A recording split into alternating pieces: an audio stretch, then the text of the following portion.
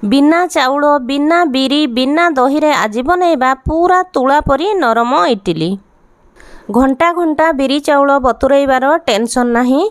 एही इडली को आपण मात्र 10 रु 15 मिनिट रे करिकी खाई परिबे। Hello friends, welcome back to my channel Nirupama vlogs and food. चलंतु इडली बनैबा स्टार्ट करिबा। मु एठारे रातिर बळी पड़िथिबा 2 गिना उषुना भात नेइछि। ताकू गोटे ग्राइंडिंग जार रे देई देबा एवं सेथिरे 1.5 गिना पानी देबा। जो गिना रे आमे भात माप करिथिले सेही गिना रे ही मापिकी 1.5 गिना पानी देबा एवं ताकू चिकण करी बाटी नेबा।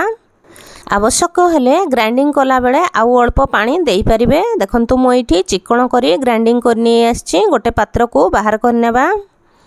सेथिरे एबे 1.5 गिना सुजी पकेइबा। सुजी मोटा किंबा पतला आपण जोटा हेले भी नेई परिबे।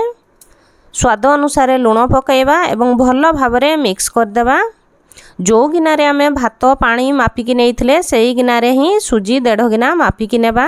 सुजी रो क्वांटिटी कम करिवेनी बरং अधिक देबे, नहेले इडली भल हबनी। एबे ताकू 15-20 मिनिट पई कवर कर रखि देबा। चटनी पई मु एठी देखंतु 2 चम्मच बुट डाली को भाजी नेउछि।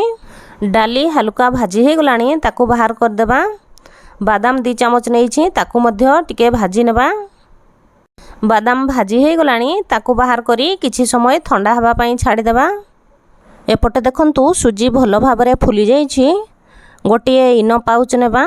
गोटे इनो पाउच रो अधा सेथिरे पकेइबा।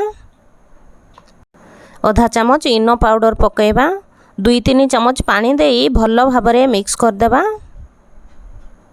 जदि घरे इनो नाही ताहले बेकिंग सोडा 2 पिंच किंबा बेकिंग पाउडर गोटे चम्मच मिसई पारिबे। देखंतु बैटर रो कंसिस्टेंसी एही परी हेबा दरकार। गोटे इडली छांच नेबा, सेथिरे टिके भल भाबरे तेल लगेई नेबा जेमिति कि इडली हमरो बहुत सहज रे बाहरी आसीबो। एबे सेथिरे आमे बैटर देई देबा।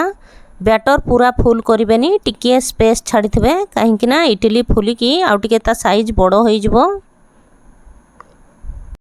बैटर पूरा फुल कर देले इडली भल भाबरे फुली पारिबनी। मु एपटे गोटे इडली कुकर बसई नेइछि। पानी गरम हो जाइछि पूरा। सेथिरे सब प्लेट को देकी आमे भल भाबरे कवर कर देबा। एपटे चटनी पई मु 2टा कंचा लंका 3-4टा रसुण धनिया पत्र एवं बादाम रो चोपा छोड़े की नेइछि। ताकू गोटे ग्राइंडिंग जार रे देई देबा। भाजी रखिथिबा बुट डाली को मध्य मु बतुरई देइथिली ताकू धोई की देई देबा।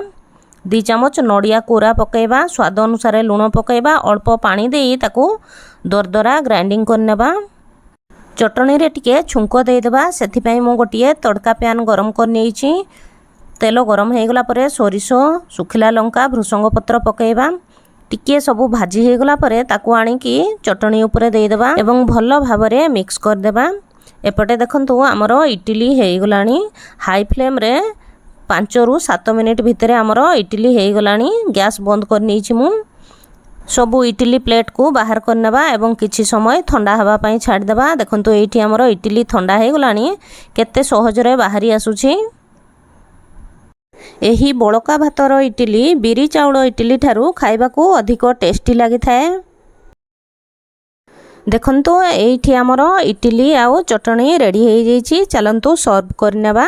आपण एहा को घुगुनी किंबा सांबर सहित मध्य खाई परिबे। देखंतु इडली केते सॉफ्ट हेछि, पूरा तुला परी नरम।